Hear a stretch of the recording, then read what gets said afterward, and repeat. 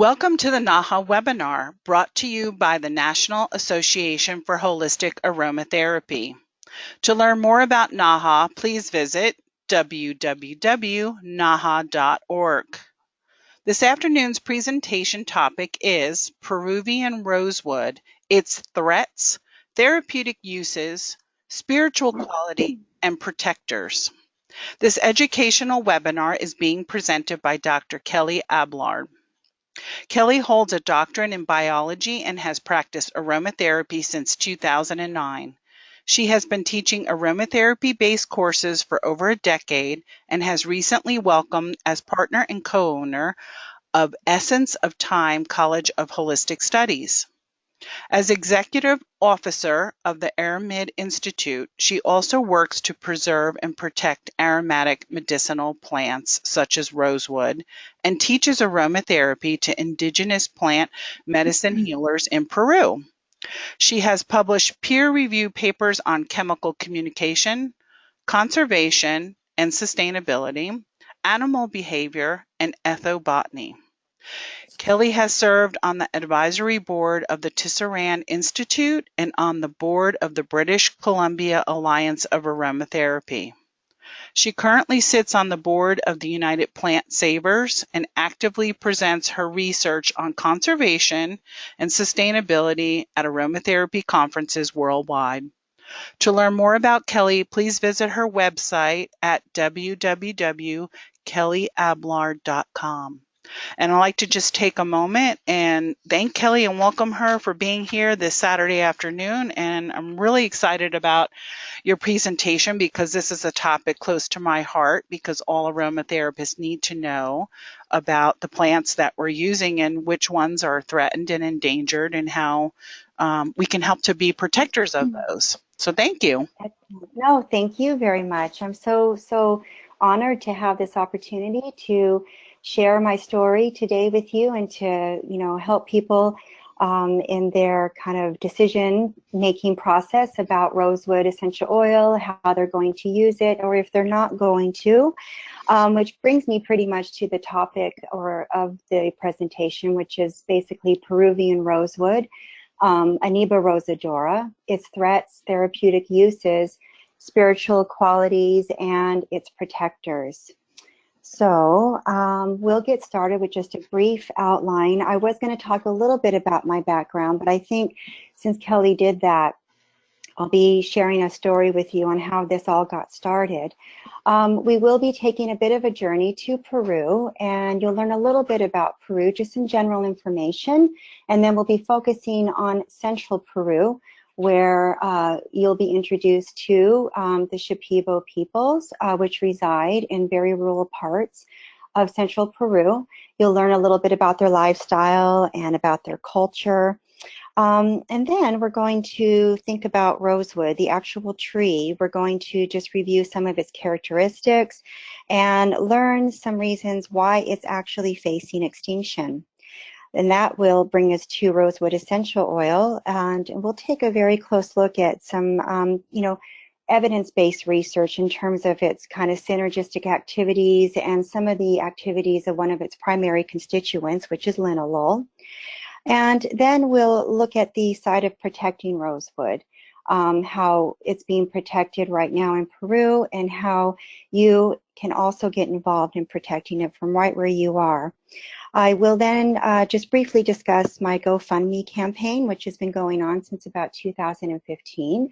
And I will be presenting an opportunity for you to win something pretty amazing, which we'll discuss a little bit later. So I wanted to show this picture here because this was kind of the beginning of it all for me. Right here, this is Pancho and this is Samuel. These are two Shipibo who, when we were out in the wild looking for rosewood, it took quite a long time. And after many trips to Peru and journeys in different parts of the jungle, we finally found it. So, of course, got a huge smile on my face. So again, because Kelly has already introduced me, I'm just going to kind of jump in right here to what I call the Toucan Project. As I mentioned, really, this is going to be the focus of the talk, which is all about rosewood, essentially. And I go back to Peru every year, where this project is focused on basically the conservation and sustainability of Peruvian rosewood. There's quite a few other things that goes in hand with this project, and I'll discuss those later.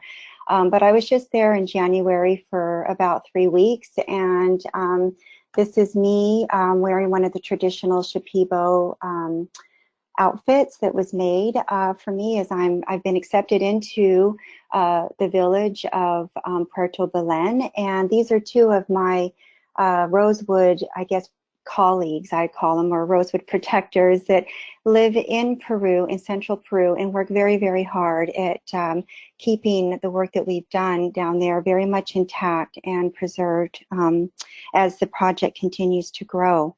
So really, what happened is back in 2014, the strange occurrence of constantly having the word rosewood coming into kind of my conversations with people, or wherever I'd be at a store, I would see Rosewood Essential Oil for sale. And then I had a dream about rosewood, and all of this information was coming to me about rosewood, and I realized that this is something that I need to look into and, in fact, protect and do what I can to help this beautiful aromatic tree. And so, you know, the minute I actually started listening to that, and I made the actual steps in that direction to kind of, I guess, listen to the call, I found that, you know, each enriching and successful journey that I've taken to Peru and the people I met along the way remind me that every day I'm doing the right thing. So I also thank every one of you for joining me tonight, or today rather, for you, because I know just by you being here, you know, you too share a very similar reverence and a passion for the rosewood. So again, I thank you so much. So we're going to go ahead and get started in Peru. I imagine that the majority of you are in North America, which just I'm pointing out here on the map is in right up in here. We have Canada and the US, and Peru is right here where this red star is.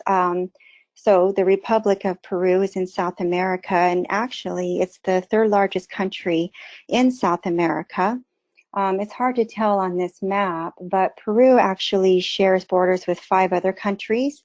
So it shares borders with Ecuador, Colombia, Brazil, Bolivia, and Chile. And I'm sure many of you are familiar with some of the major mountain ranges, which is the Andes. And it's in the Andes that you'll find Machu Picchu, and that's more in southern Peru.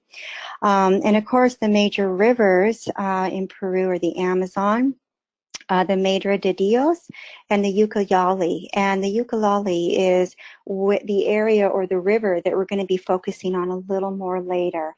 So this is just to kind of show you on the map where Peru is. And in terms of what the country is like and where we're focusing our efforts, so 13% of the actual Amazon jungle, it exists in Peru. And as it happens, the Amazon jungle is the world's largest rainforest. And 13% is quite large, and that almost takes up nearly all of Peru. The total number of plant species, including aromatic medicinal plants with known properties, therapeutic properties, ranks 5th in the world. So that's incredible, the amount of biodiversity in this particular area. And as a result, really, plant medicine used for healing has a very, very strong presence in Peruvian culture and in lifestyle.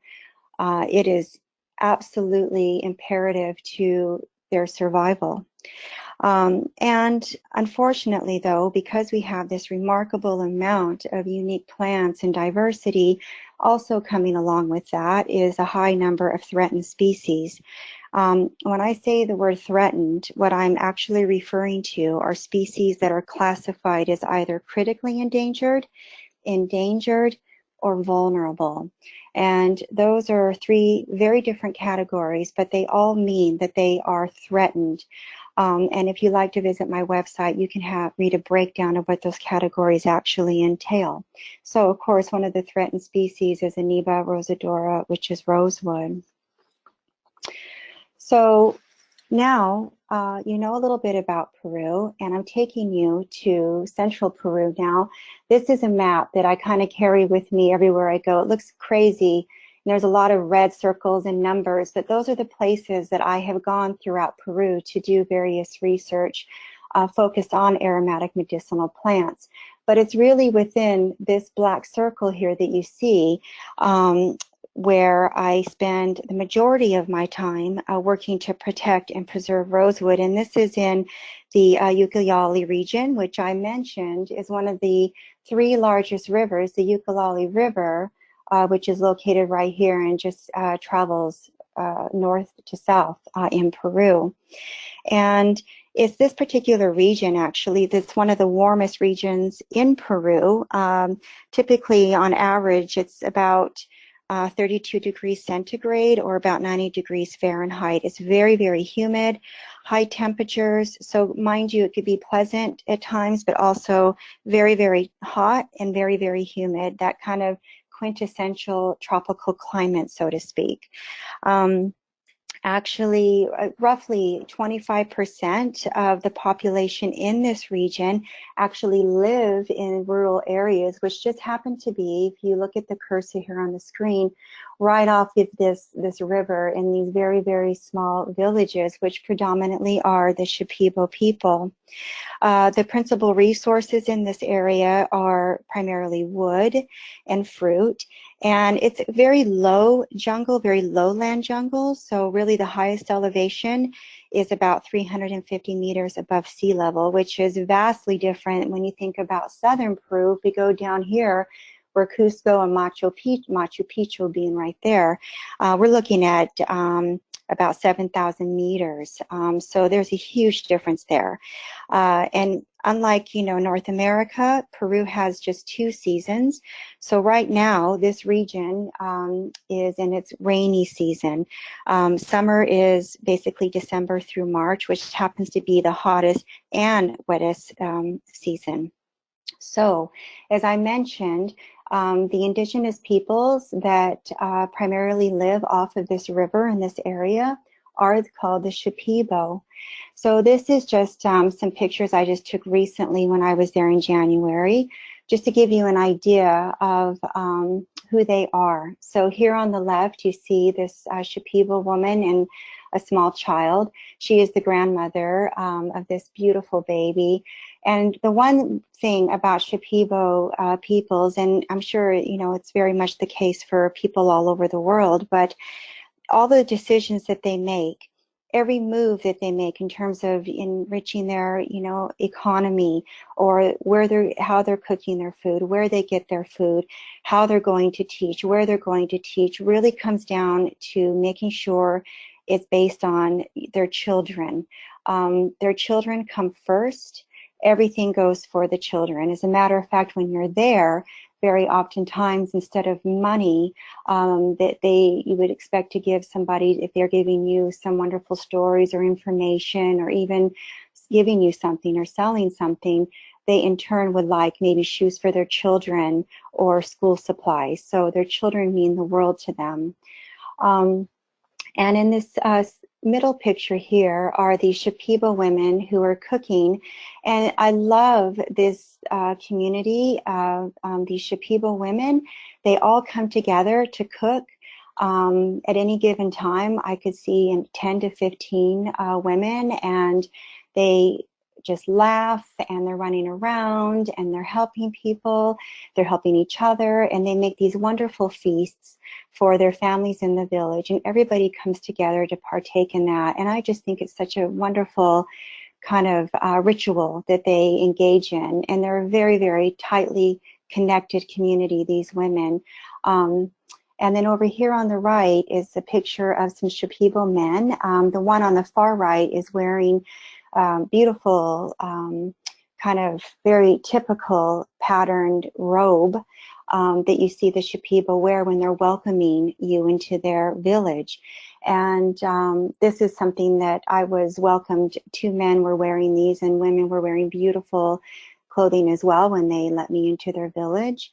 And we'll talk a little bit about what these patterns mean in just a moment. So that just gives you a bit of an introduction in terms of pictures, but as far as their lifestyle and culture goes, it really is dependent on the Amazon rainforest. It's very, very critical for the Shipibo's survival. So obviously, it provides them with water, but their food also is an important part that the Amazon rainforest provides. For example, fruit-bearing trees and fish. Income is something that they rely on through the bananas that they sell. Medicine, of course, their traditional plant medicine. For example, jungle oregano is something that is used very, very often to treat any sort of internal parasites or people that might be struggling with colds. So medicine is hugely valuable and important to them. It comes from the rainforest. Their shelter also from the timber trees, like the Ashango tree, which it's so beautiful. They'll build these huts out of the Ashango, and the Ashango smells a lot like vanilla or like a tonka bean. So on a warm day, if you've been around kind of a hut that's been recently constructed, you just get this amazing smell of this aromatic, like vanilla beans just taking over. And I mean, Ashango is such a beautiful tree, but the Amazon is what they need, where they're getting this resource. The habitat also contains, different species that are really important for the preservation of their actual culture. So maybe some of you are familiar, if you've been to Peru, with the huaruru seed. That seed is used for jewelry making, and it is so vastly and so important that Peruvians actually have these seeds on their person. And it's not just Shipibo. These seeds are found throughout central Peru, northern Peru, and southern Peru. So really, it's meant to protect you. And of course, these are all being resourced from the Amazon. And of course, they're getting these beautiful natural dyes from the plants in the forest. And that's what they're using to actually dye some of their embroidery. So earlier I had mentioned that the gentleman that was wearing the robe, look at the different patterns on the robe and in their fabrics that they use to embroider. These little squiggly lines that you see here actually represent the Ucayali River, are all that they're maps basically of areas in that region where communities of Shipibo exist. So these are maps that you're looking at, which I think is remarkable. Also, the dyes that they get from the rainforest are used in their pottery. They make beautiful pottery, and it's all dyed with natural plant material. Now, shamanism is hugely important. When I was there in 2015, I was learning a little more how they learn about the uses of aromatic plant medicine, how they figure out which plants to use. And 80% of the shamans actually are taught directly from the plants themselves. So it's very much a journey that the shamans will go on, where they have master plants, including that of tobacco and some other ones, that they'll go into the forest, the rainforest, and they'll have this experience and be given this information. And in dreams, the rainforest plants come to them and provide them with the information they need to carry out their work as healers. So this is very important for their culture, very important for their healing. And it's also interesting to note that the aromatics that they find are so also very much important to their healing. Aromatics really are one of their main connections to spirit. So we'll talk a little more about that in just a moment. So Shipibo and Rosewood. So we know that those two things coexist in this area. Rosewood is a very, very important part of their culture and lifestyle. Traditionally, the rosewood, if there would be a branch that fell or something, even the leaves, they can take this material and they'll boil it down. They'll make, either a decoction or they'll even make kind of a tincture sometimes. And what they'll use it for is aromatic baths. So they'll either put the raw material into a bath or they'll make a tincture with it. But baths, aromatic baths, are hugely important for the Shipibos. The idea being that you actually kind of get into maybe a boat, a pecky they call them. It's a very small wooden boat, and you can sit in those at night and take aromatic baths. Or you can stand just up. Oftentimes you just stand on leaves and you use a coconut shell to pour, the infusion over your head. And the rosewood is so important as the heart medicine. The Shipibo resonate with rosewood as their heart medicine. It is the medicine to go to if you have any sort of grief or you need healing, if people have lost a loved one, or if there's problem in, familiar relationships, or things need to be, bonding needs to be enhanced, or maybe people needed to go their separate ways. The rosewood helps guide them in that, and in engaging in the aromatic baths and using the different tinctures, or just inhaling the pure essential oil that comes from the wood. They are, in fact, getting the information they need, or they're using that medicine to help make those kind of heart-based decisions. And I find that with the Shipibo, they are very heart-based people. They see you through your heart. They connect with you through heart. It's very beautiful. And here is another piece of their embroidery. And it's actually quite a unique piece because oftentimes, as I mentioned earlier, you're looking at a map of all these different rivers of the communities that come together. But here we see hearts. And this is actually a piece that was embroidered by the Shipibo woman of a group of Shipibos who are really actively protecting the rosewood, and I'm going to introduce you to them a little bit later. So as I mentioned, spiritual connection is such an important thing with the rosewood tree because you'll probably, maybe you already know this, but not only is the essential oil from the wood very aromatic, but actually every part of the tree is aromatic. So it is just this incredible being that they really rely on so deeply. And of course, it brings a lot of good fortune and financial security to the Shipibo. And I mean that in the sense that just the rosewood essential oil, because as you know, not only is the essential oil very important for those reasons, but the wood itself is also highly valued in timber industries, furniture mostly. And that can actually bring a lot of money into communities. So this is something that they, of course, very much want to protect. So I'm sure you're mostly familiar with rosewood, but I'm just going to quickly give you some very basic characteristics just to kind of get you connected to this really phenomenal, beautiful tree. So it's in the family Lauriaceae, and it is native not only to Peru, but also to Brazil, Colombia, Ecuador, French Guiana, Guyana, Suriname, and Venezuela.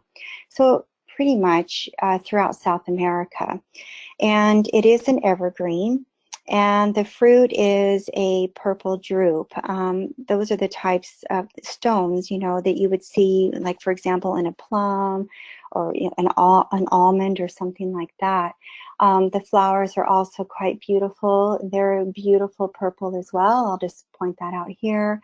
And these trees get very, very tall. They can reach, 98, I've seen 100 feet tall trees, no problem.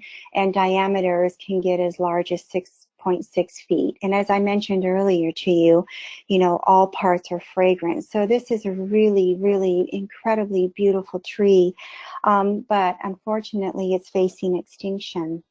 As I mentioned earlier to you, I had said, okay, a lot of the species in the Amazon are threatened. They're either critically endangered, or they are vulnerable. And in this case, the rosewood is endangered. And it's also trade protected. So this is because populations are declining primarily due to unsustainable harvesting of mature trees, including the roots.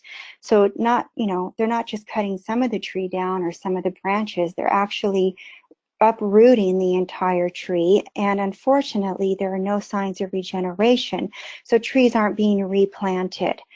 And that's a huge problem. That coupled with habitat loss, what happens is oftentimes people will go in to set up camp and just start kind of decimating the area to set up camp for illegal logging. If you see here, this picture, when I was in a very, very, very remote part of the jungle in this region, we did find some evidence of illegal logging. They take these things called skeeters and they just completely go through the jungle. And here you can see where there is some habitat interruption, and this is just a very minor example. This is also something you see when you have these makeshift distillation sites set up. They'll just, do it in a way that's very harmful to the environment. Illegal acquisition is a problem. Of course, that goes in line with illegal logging oftentimes, but not all the time. Illegal acquisition can be a situation where somebody like a foreigner might come in, and I've heard this story actually from one of my an elder of the Shipibo community, one of the three that I work with. And what they'll do is he had a situation where the foreigner came in and offered a ton of money to be taken to the rosewood, where it could in fact be, cut down, and they could use it to take back to their country to make furniture. So what happened in that situation is they took some of the money, and the Shipibo did take them out into the wild. But even though they were standing right in front of a rosewood tree, they were telling the foreigner, can't find one today. There aren't any rosewood here. We just don't have good luck today. So they were protecting the tree, but they also still got paid to take them out there. So they're very clever in protecting the rosewood from illegal acquisition. And believe me, these communities are quite impoverished, and that money means a lot and can do a lot for their children and their overall community, education and growth. But when it comes to protecting the rosewood, they will make sacrifices that way. And unfortunately, one of the main reasons that rosewood is facing extinction is because of its essential oil. Just to give you an example, approximately 40 tons of oil is annually harvested from about 4,000 whole trees. Again, those are trees that aren't, we're not seeing any signs of kind of regeneration. So what's going on here? Well, as it turns out, rosewood essential oil, it's like globally distributed. It is really one of the most commercially valued essential oils. And, the international markets really have a hold on this, particularly the fragrance, the cosmetic, and the perfume industries. And we'll talk about why it's so important that these industries are getting authentic rosewood. It has to do with the primary constituent linalool, and I'll come back to that in a minute, but this is very important to those three industries. Also, the healthcare industry really loves rosewood oil because it has shown with evidence-based research, it has amazing effects, therapeutic properties I'm going to touch on. As of course, it's very important in pharmaceutical research, and as many of us have experienced, aromatherapy. And really, I put Chanel's kind of logo here is because it really started back in the 1930s when Chanel started using the rosewood essential oil in their perfume, and that was kind of the leaders, and that's where it all somewhat began. So talking about rosewood essential oil, this is how maybe you and I would view it. This is in our world as aromatherapist or naturopaths. So looking at activities and the profile of rosewood essential oil. So therapeutically, we know that rosewood oil has, sedative, analgesic, antibacterial, antispasmodic, anticonvulsant, antidepressant, antimicrobial, antiseptic, aphrodisiac, and tonic properties. And so that's quite a few. If we think about it from a fragrance profile, which is actually very, very important because of the primary constituent, the fragrance profile is a very sweet, woody, floral, and spicy profile. The oil itself doesn't have any hazards or contraindications. And as I've mentioned it before, the primary constituent is linalool. And typically, in authentic Amoeba rosodora, you're going to have between 82.3, even up to 99% linalool. And it really is, there's two enantiomers of linalool, and they have very different fragrance profiles. And it's really the 3R minus linalool, which is glycol, that is really the prevalent form in rosewood oil. And this is what the kind of the perfume industry, the fragrance industries, and the cosmetic industries are after, because in order for it to be any value to those industries, the linalool content has to be at least 85%. And that is something you're only going to get with authentic rosewood oil. So that is one of the problems that we're facing.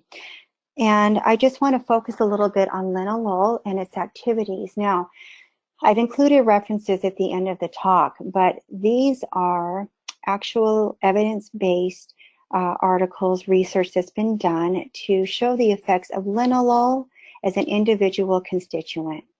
So we'll talk about that, but I just want to start off by saying that not only is linalool very important in terms of its fragrance, but it's a fixative in many perfumes. So it's very, very important for that alone. So chemically it's important, and fragrantly it's important. And believe it or not, approximately 95% of the world's production of linalool is used for vitamin E synthesis. Also, linalool can be transformed into derivatives that enhance, a lot of flavors of foods and of beverages. And of course, as I mentioned, fragrant properties are very important to cosmetics and perfumes. As it happens, linalool represents roughly 70% of the terpenoids of floral scents. So you can see why this is such an important chemical constituent. And coming back to the idea of this evidence-based research, linalool on its own at these percentages show anti-inflammatory, anxiolytic, anticonvulsant, antiviral, and sedative activities. So you can see its importance in the healthcare and, of course, the pharmaceutical industries. So there's a lot of reasons why this is, linalool-rich rosewood oil is so sought after. And if we look at rosewood essential oil as a whole, not just the linalool, but there are other chemical constituents in the profile of rosewood. If you think about the synergistic activities, there's some research that I find fascinating. It's here that within a defined range of concentrations, the rosewood oil selectively kills human epidermoid carcinoma A431 cells and precancerous HACA T cells, which are believed actually to be indicators of skin carcinogenesis. The oil has also shown 98% antiviral activity against avian metapneumovirus, AMPV, and it's also shown pesticidal activity against the Tyrophagus putrescentii, which is a cosmopolitan mite, and actually the binomial or the Latin name literally translates to the putrid cheese eater. This little mite really does exist in the cosmopolitan areas, and it loves, to hang out in these storage areas where you store foods that are high in fat and high in protein. It's a serious problem. And it also has insecticidal activity against the Trialurodes vaporarium, the greenhouse white fly. So that is kind of a pest of a lot of vegetables and fruits. So it has numerous applications, as we're even seeing. Even agricultural industry is also involved in that. So we come back to the idea of this rosewood oil, and it's, very much sought after. But as we've seen, at the rates that things are going and the no signs of regeneration of trees, that the supply is actually not being able to meet this very, very high demand. So it was reported, just to give you an idea, in 2011 that more than 2 million rosewood trees have been destroyed, and population numbers are continuing to decline. So really, this high demand and the cost, which could be as much as $80 per kilogram of, unadulterated and quality controlled true rosewood oil that can be traded legally, it limits and it complicates the market for retailers and consumers. So, like high-end retailers and makers of perfumes or essential oils and cosmetics who attempt to get true rosewood oil actually may unknowingly be receiving adulterated oil. So I just want to focus on that, because adulterated oil is a huge, huge problem when it comes to rosewood. Usually, the adulterated, or what people think is authentic rosewood oil, is a blend of rosewood oil from other rosewood species. So they do contain linalool, but oftentimes much, much less. Then, of course, you have synthetic linalool, and that is about 1/10 of the cost of true rosewood oil. And then you have the Chinese hoe leaf oil. And it's these kind of adulterated blends that are now kind of reported to be replacing true rosewood oil in kind of the low to mid-range perfumes and cosmetics, those used in household products, and unfortunately those used in aromatherapy. Mind you, since the 1960s, exploitation levels have declined with increased use of synthetic linalool, but it's really not nearly enough to prevent the unsustainable and kind of illegal harvesting of rosewood, and of course the illegal production and trade of its oil. So there has been an example where an essential oil company was caught with illegal trafficking of rosewood and actually spikenard. Spikenard is threatened and it's categorized as critically endangered. This company was fined an enormous amount of money. It was in the ballpark, I think, of around $750,000, where at least $120,000 of that fine, so to speak, was supposed to be put toward the conservation of essential oil-bearing plants. So in that respect, it helps to make a positive difference.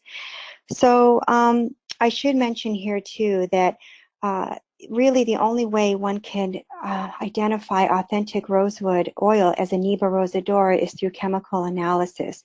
There's a species of rosewood called Aniba fragrans, which literally you cannot tell the two apart. You look at these, they smell the same, they look the same. It's very, very difficult to do. And oftentimes Aniba rosadora, people will say this is true authentic rosewood, but in fact it's Aniba fragrans. And it's only through a chemical analysis that you will see that it contains at least half of the linalool, which of course, if you're looking to sell this or use it for these therapeutic properties that we see with linalool, or what is valued in these different industries of cosmetic, perfume, fragrant industries, well, it's not going to be of any value that way. Many trees get lost and for no reason. So also, I should mention that leaves have been investigated in terms of providing a sustainable way to provide rosewood oil from Aniba rosadora without taking down the entire tree. That being said, that is a good way to look at it, and it is something that's being investigated. However, the leaves do have quite a difference. In terms of the enantiomers, the one that's the most prevalent and sought after has about 16.3% linalool. So it's much, much less than, say, what you would get from the wood of the tree, or even the branches, or even the other enantiomer, coriandrol is what they call that. So they're investigating it, and we're looking into that, but there are some differences. So just to kind of recap, again, I just want to point out that we understand that rosewood is highly valued in traditional medicine, not only the tree, but every part of the plant, including the oil. It's very important to the spiritual practice of the Shipibo, the indigenous people. We understand that it's commercially valued oil on a global, scale. The demand is not being met by the supply. We have evidence, and we know that there's unsustainable management and illegal acquisition of the tree and the oil. We understand that it's endangered and that it's trade protected, meaning it cannot be exported without a certain permit, which I'm going to discuss in just a moment. And because of all these reasons, we have a real issue with adulteration of the essential oil, as well as the essential oil being unethically sourced. And so again, these are just a picture here of what I call the Shipibo master gardeners. And if you can see, all of these little black bags are a plant, a tree. They are doing everything they can to protect. So that leads me to kind of this message of it's time for all of us to protect. So I want to just quickly mention the sixth extinction. Unlike the mass extinction events of geological history, the current extinction challenge is one for which a single species, ours, appears to be almost wholly responsible. So as it stands, in the sixth extinction, many species now require human intervention to improve their management and to ensure their survival. So that's something just to think about. I always like to think, when you are trying to protect one species, in many ways, you are protecting many, and that comes down to biodiversity. So I just want to take you back to Peru for a second. I want you to think about 1 square kilometer of land, 1 square kilometer of the Peruvian rainforest. And in that 1 square kilometer, there are more than 6,000 kinds of plants. And it's generally going to be home to hundreds of species that aren't even found anywhere else on Earth. So if you're protecting rosewood tree, one of those 6,000 plants, imagine what you do for the other species. It's very important that the associated habitat is protected as well, because as I mentioned, it's rich in biodiversity, and it's very important in maintaining a very strong ecosystem. I use the word biodiversity, which I'm sure you're all very familiar with, but I just want to kind of recap that it's the variety of ecosystems, species, and population within species, as well as genetic diversity of species. So ultimately, think about that. The greater the genetic diversity within the species, of course, the greater that chance, that species' chance of longer, term survival. So when you think about biodiversity and what that means, you have to think about, well, why do we want to conserve that? Well, I mean, ultimately, we have ethical reasons. Number one species on Earth doesn't really have the right to drive others to extinction.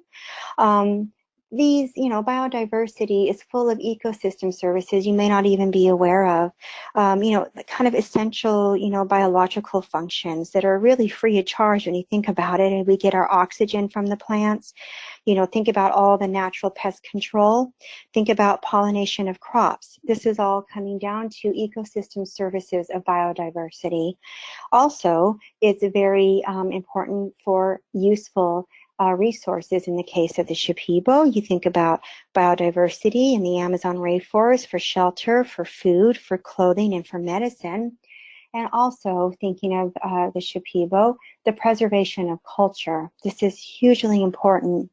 It's not always about the biology, but it can be about the culture as well. So that leads me to introduce you to one of, I said, the 3 communities that I work with in Peru. And these, I like to call them the Rosewood Protectors.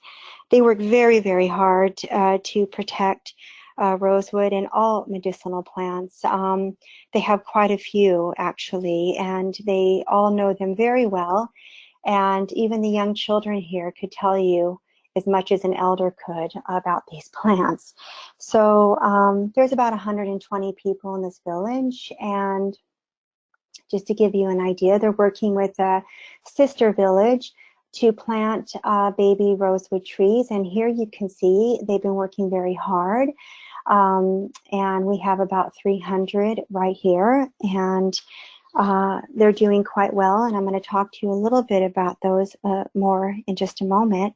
So when we're thinking about rosewood, you know, I really look at it as the Shipibo are doing the best they can within their very limited means, very limited resources to, you know, create a safe and healthy environment for their rosewood.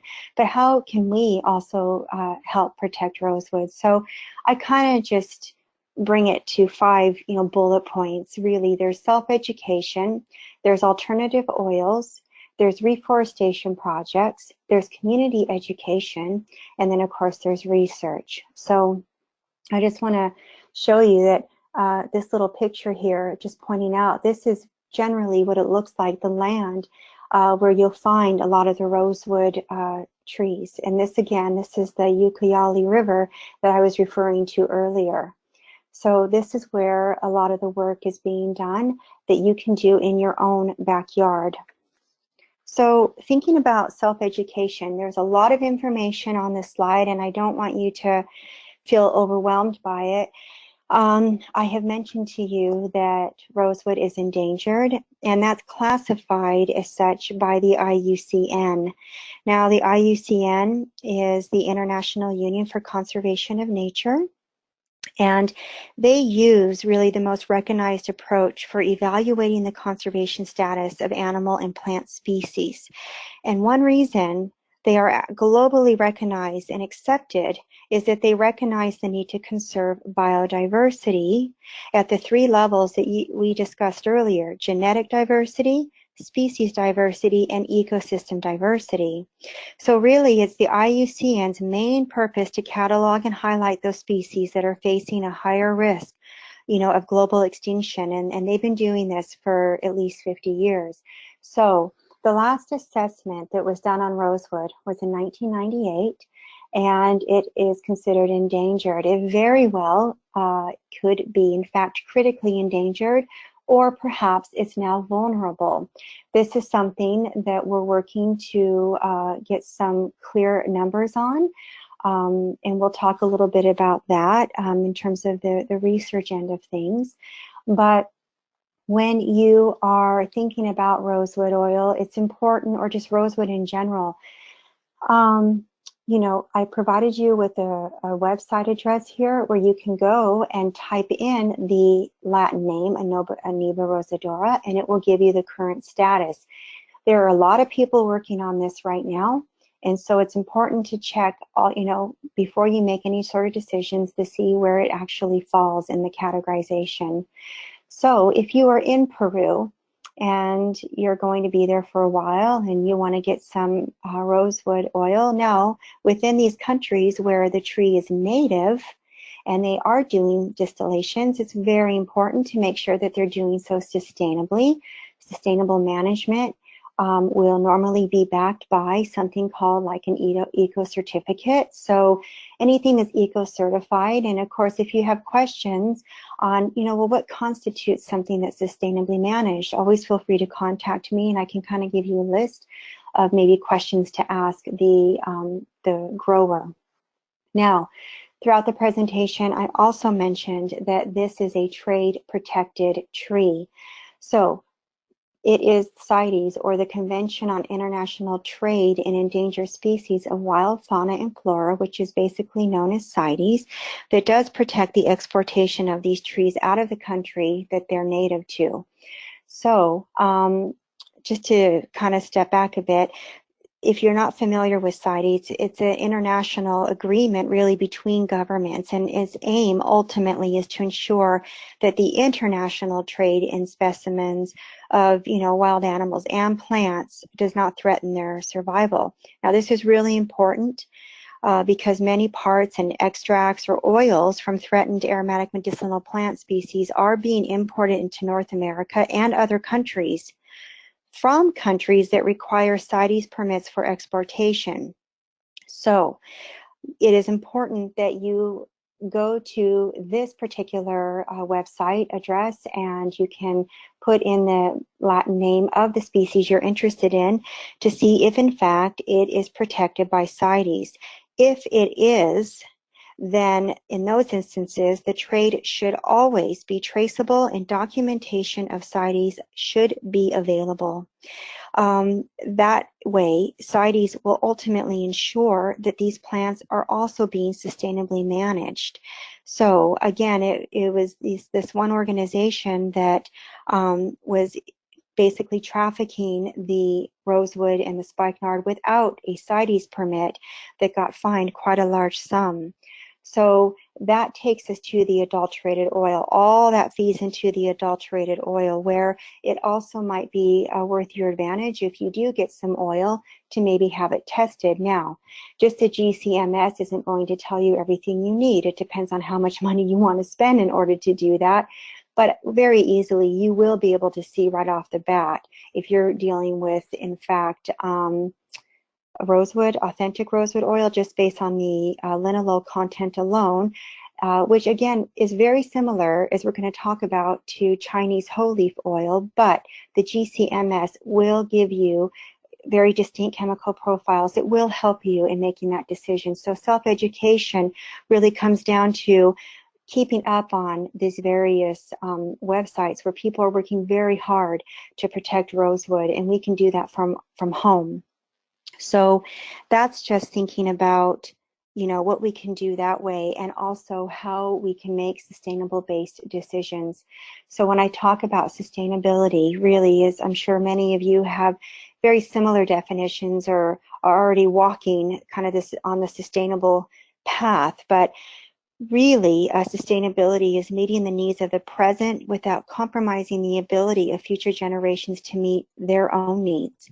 Okay, so if you're looking at the Great Law of the Iucn Nation, it's basically, they have something called the 7-generation stewardship. So ideally what that is you make decisions today to benefit children 7 generations into the future, or approximately 140 years. So that's really, really important. Just think about that. When you're making these decisions about purchasing rosewood essential oil, and you're asking questions about the oil, or where maybe a seller got the oil, it's really important that retailers are transparent about their practice of acquiring rosewood oil. If you find that they're not willing to maybe hear what you have to say, or they don't have any information for you, or that they don't have any sort of authentication that in fact the oil was imported with a CITES permit, I would highly advise you in avoiding purchasing that oil. Those are making kind of sustainable based decisions. Also, if you're interested in not using rosewood essential oil, there are some alternatives. So if we think about it, one here is whole leaf, the linalool chemotype of essential oil. Now the whole leaf, as I mentioned, that's one of the primary adulterants of rosewood oil, because it has the prevalent form, the enantiomer that I talked about earlier, like glycol. It's very similar to what we see the percentage that is in Aniba rosadora. So where we have, you know, in authentic rosewood linalool between 82.3 and 99%, well, here we've got linalool at around 66.7 to 90%. So it's not perfectly in alignment, but there is a nice overlap there. I should say that with alternative oils, this does not replace rosewood oil. What it does is if you're interested in maybe linalool as an individual constituent, these are very good to maybe think about. Or if you're thinking about the fragrance profile or even therapeutic properties in a synergistic way, these are all the things that I kind of take into consideration when I'm making assessments for alternative oils. So a lot of the therapeutic properties that you see in whole leaf linalool chemotype essential oil is very much what you find with authentic rosewood oil, and that is, you know, sedative, antibacterial, antispasmodic, and anticonvulsant properties. So also in terms of the fragrance profile, it's very similar to rosewood. As a matter of fact, oftentimes I'll smell this and think it's rosewood. It's very floral and it has a very woody and a spicy fragrance profile. Now, it doesn't have any contraindications, but according to Tisserand and Young, in the you know, Safety of Essential Oil, second edition, it does state it may contain methyl eugenol, but it's very, very unlikely. But just keep that in mind if you were to use this as an alternative. And in terms of the conservation, this has not yet been assessed. So that doesn't mean it's completely safe. But I will say that I have been doing some research, and it looks like there's very healthy populations of the whole leaf tree. But this is where self-education, going back to the links that I provided you, you can always get more update information, which you have now is very updated. But you know, I try to update my website where I present all this information to you every 6 months. And so this, I think, would be a fairly good alternative. Now, and what's interesting too is like the rosewood family, in the Lauriacea, whole leaf is also in the same family. Another one of interest is the coriander seed essential oil. Again, it has the enantiomer of lycurcol, which is prevalent in Aniba rosadora, and very similar in terms of overlapping in the percentages. Therapeutic properties that align are those of being a sedative, antibacterial, and antispasmodic, even anxiolytic here. Because in many ways, you know, the sedative property of rosewood oil is very much can act as a sedative. You also have a fragrance profile, which, mind you, it does have some similarities, but I would say that if you're looking for something that smells a lot like rosewood oil, this may not be the way to go. I mean, it's very green. It has a very sweet and almost pungent smell. So if that doesn't bother you, and you're looking more for the therapeutic activity of the oil, well, this could be something to go with. This is not yet assessed either by the IUCN, but coriander is likely, from my understanding, very, very healthy in population numbers. It's something we just call a backyard plant. People can grow it quite easily. Home distillations occur very easily. This is a fairly safe alternative. And also in terms of contraindications and hazards, there aren't any. So this, I feel, would be a good alternative. Now, so we've kind of covered those things, and now we're just switching gears and looking at community education. So this doesn't have to happen in Peru. I'm sitting here having this wonderful time sharing this information with you. You can carry information along as well.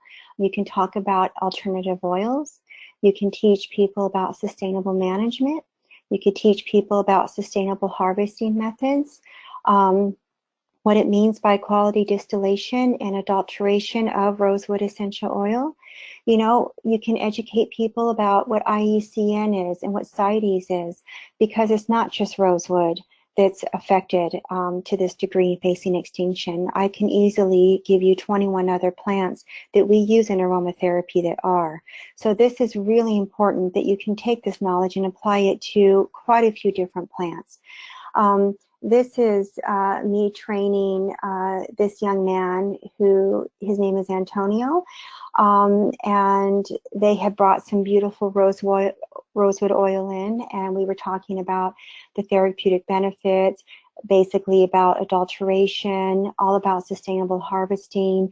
And so this is just part of kind of the community education within the Shipibo communities. But again, this can happen anywhere in the world, and you're going to make a difference. For example, I call these guys the game changers. It was a couple years ago that I had given a talk about conservation and sustainability of essential oil-bearing plants, and we were in New York at the time and happened to go into Enfleurage, which is it's an amazing store full of the incredible essential oils and beautiful plant extracts from all over the world, and they take such huge pride in ethically sourcing their oils. And I saw rosewood on the shelf, so I started to ask some questions. Tell me, where did you get this rosewood oil? How, was it sustainably harvested? Tell me a little more about it. Did you see the CITES permit? Did you ever get confirmation that that particular seller or distributor had a CITES permit? What's a CITES permit? So we had a long conversation, and boy, they jumped to it and they did their homework. And yes, the rosewood was in fact sustainably managed according to the certificate that they received on that level. However, the supplier could not in fact provide proof that it had been exported legally with a CITES permit, at which point Enfleurage took that off their shelves immediately. So these guys are game changers, and there are a lot of companies that are becoming more aware of the situation and making those changes. So in terms of research, there's many things that you can do, and maybe you can do these things not just on rosewood, but on other plants as well. But environmental impact studies are quite important. As I mentioned earlier, that kind of goes in hand with species assessments. Now, the last assessment for rosewood was done in 1998, and we're working to have that updated. Now, there's tools that you can use. One is through the United Plant Savers, and the other one is through the Iucn. You can actually be trained to be an assessor. You can get certified in this, and it's free of charge. And you can actually go out and do assessments on various plants and submit this information to be basically discussed at these very, very large meetings with representatives from all over the world that make decisions on the kind of conservation status of various plants. So species assessments are something you can very actively take part of from anywhere. Environmental impact, as I mentioned, kind of goes hand in hand. If you're looking at biodiversity, you could be looking at different species in the area, how habitat loss is affecting animals within the area. You could be looking at what happens to other species when rosewood is just taken out of the ground. What does that mean in terms of impact on their survival as well? There's ethnobotanical studies where currently there's a woman who's going to be doing her master's, hopefully, looking at the use of traditional medicine by the Shipibo, and bringing that into kind of a component of conservation, and even as therapeutic benefits can be looked at more closely. Industry uses, that seems to be something that is growing. That area is growing for rosewood oil. So if it's being done the right way, it's something you can look at. But what I also find very important is looking at the adulteration of the oil, because it's really the end of the day, we are losing rosewood trees because of the oil. We have to be really mindful of that and take more action on how we can kind of push back a little bit. There is a study going on that I'm kind of heading up right now. Laboratory Phytochemia has joined me in this. We're collecting samples of rosewood essential oil from anybody who would like to submit one. And if that sample is actually chosen for a part of the study, the individual will get a copy of the GCMS. So We are doing a great job getting donations at this time, and we're very excited about that research. And then we have the Toucan Reforestation Project, this beautiful toucan. So I always say I can, so you too can. I say this because, you know, it's something that we can all get involved in. This Toucan project is really named as such because the toucan is a disperser of Amoeba rosadora seeds. So, you know, much like the toucan's relationship with Amoeba rosadora, this project is designed to be ongoing, and it really is meant for humans to help perpetuate the species in natural and protected environments, you know, like the toucan is doing. So that just brings me to my kind of Gofundme campaign. This is one avenue I use to raise consciousness and awareness around rosewood, as well as some other plant species and the Shipibo people. But I am also applying for grants at many places to get funding to carry this project on. So basically, the campaign is to raise money to increase and sustain cultivated rosewood population numbers through reforestation, education, protection, sustainable harvesting, and of course, community engagement initiatives. There is a link to the actual GoFundMe site, which in fact, I've written a lot of information. We're now in phase 4. There's quite a lot of detailed information on phases 1, 2, and 3.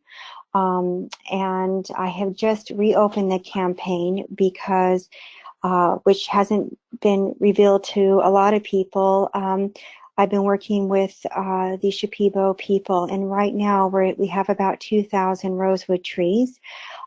These are needing to be moved and planted into land that is ready during this rainy season. So I opened the campaign to raise some funds to make sure that the Shipibo, their wages get paid. We have enough money to help with transportation costs.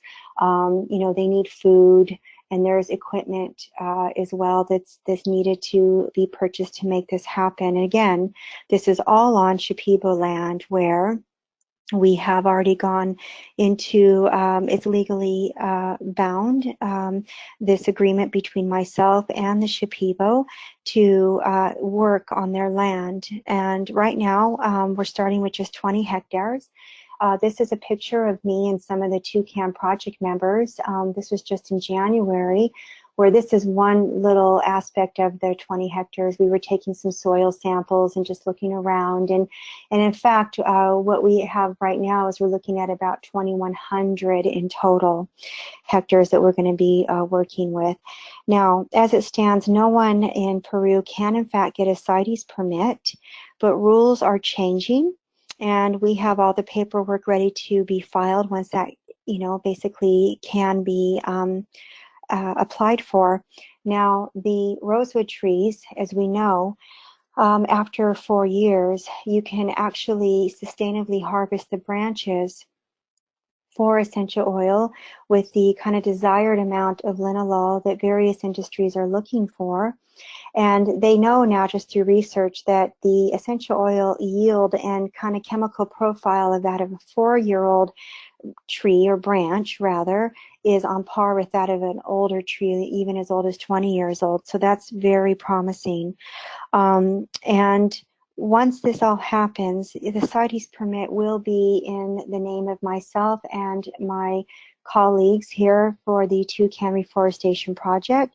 They will be the ones actually distilling the oil. So the Shipibos will be doing that. And of course, the oil will be quality controlled. And this is so very important to their communities because unfortunately, Peru does remain one of the world's poorest countries. And so they, you know, they work hard.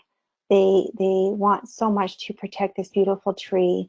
And I just feel so honored to have had the chance to have so many years to work with these beautiful, beautiful people.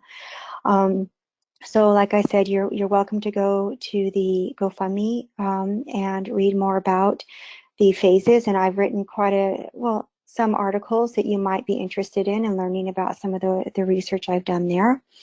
And I'd also like to take this moment just to, thank NAHA.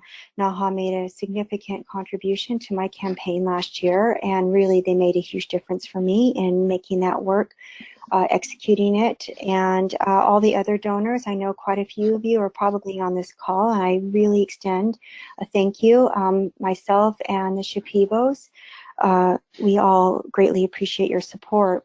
Now, I do want to say that if anybody's interested in donating to the GoFundMe by April 15th, you will earn the chance to win a piece of a Shipibo embroidery.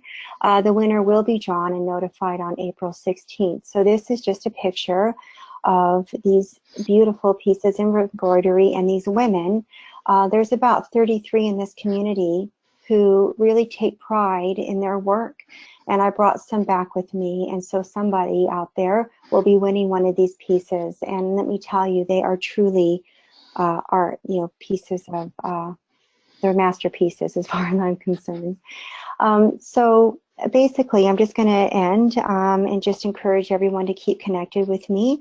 I provided my email, my website, Facebook, Twitter, Instagram. So please always feel free to also ask me questions, and I'm always here to help anyone who's interested to get involved as well. So thank you. Wow, thank you so much, Kelly. This was one of my favorite presentations. Just listening to you speak was mesmerizing and captivating, and it went by so fast because I it know. was so powerfully educating. And I know that a lot of the attendees felt the same way. So we definitely have to have you come back and talk about other plants that we need to be protectors of too. So I just want to thank you. Oh no, thank you so much. Again, I really appreciate this opportunity. I love talking about this. So it's good. It's good I got cut off at this time. It could have been an all-night thing.